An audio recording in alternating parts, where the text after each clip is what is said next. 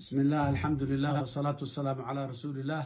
السلام عليكم ورحمة الله وبركاته. maanta dadka Soomaaliyeed waxaan rabaa in la wadaago fariintaas oo ku saabsan colaadaha ka soo cusboonaaday deegaanada dalka qaybo ka mid ah. Walaalayaal, horeyna maalin dhaweeyta ayaan uga hadlay, mar kale inaan ka hadlana waa ka fursan waaye xanuunka ay ugu hayda awgeed. Dadka Soomaaliyeed iyo dhiigga daadanaya xanuun badan inagu wada hayda dhammaanteen. marka anuguna mar labaad inaan haddana dadka aan fariin baaqa u soo jeediyo ayaan go'aansan. Walaalayaal, colaadda xigmadihii faraha badnaayo wiilaa ku dhintee wiil kuma dhashay iyo wixii ka badnaa laga dhihi jiray oo dhan ku celcelin maayo. walaalayaal, wax maslaxadoo ku jira mala colaadda, sabab la fahmi kara maaha.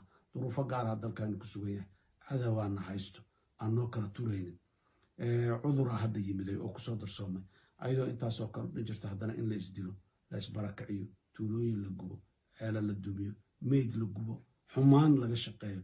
walaalayaal, wax ku imaanaya malaha.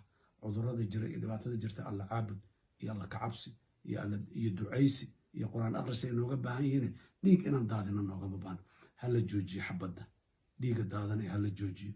degmada Walaweyn waxa ka dhacayo, diinsoor waxa ka dhacayo, Kismaayo duleedkeeda waxa ka dhacayo, meesha la yiraahdo beled xaawo waxa ka dhacayo, meesha la yiraahdo cadale baadiyaheeda waxa ka dhacayo, deegaankaas galgaduud iyo maxaan ku yiraahdaa cadaado iyo dhulka waxa ka dhacayo baadiyaheeda iyo duurka fog. walaalayaal, waxaasoo dhan waa ifafaalo aan fiicnayn, wax qurux badan maaha. dadka Soomaaliyeed gaar ahaan odayaasha dhaqanka deegaanadaas jooga waxaan ugu baaqayaa colaadda hala joojiyo, dadka hala wada hadal siiyo, hala fariisto.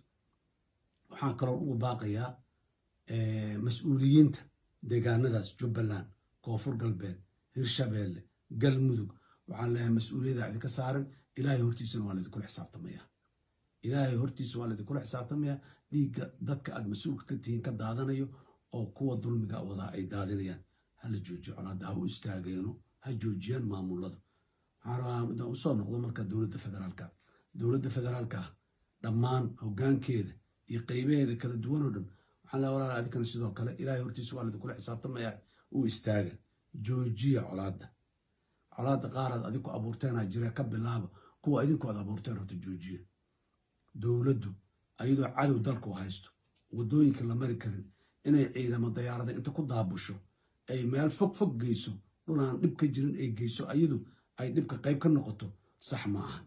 dowladdu xalka inay qayb ka noqoto la rabaa, dhibka inay qayb ka noqoto iyo colaadda iyo dhiigga daadanay sax ma aha. waxaan leeyahay dowladda federaalka meeshay gaarto oo bay awood u leedahay ciidan gey karto, dadka ciidan kala dhexgala ha geyso, oo odayaasha gogol ha u dhigto, oo maamulada deegaanada ka jira ha ku saacido sidii ay colaadda u istaagi lahayd, sidii dadku u imaan lahayn, loo wada fariisan lahaa, loo wada hadli lahaa. dadka Soomaaliyeed hadday isu yimaadaan ay fariistaan, waa hubaa inay heshiinayaan. waayo aragniman u leeyahay, waa ka soo shaqeeyay, waan garanayaa, dad sharaf badan. carada iyo xanaaqa haddii mar dhulka la dhigo oo waranka la dhigo oo la isu yimaado la fariisto, waa la heshiinaya, waa luuba. laakiin ciddii ka shaqayn lahayd intaas ayaa loo baahan yahay. odayaasha dhaqanka, culamaa u diinka, dadka deegaanada jooga, mas-uuliyiinta maamul goboleedyada iyo dowladda federaalka ah, mas-uul ayay dadka ka yihiin.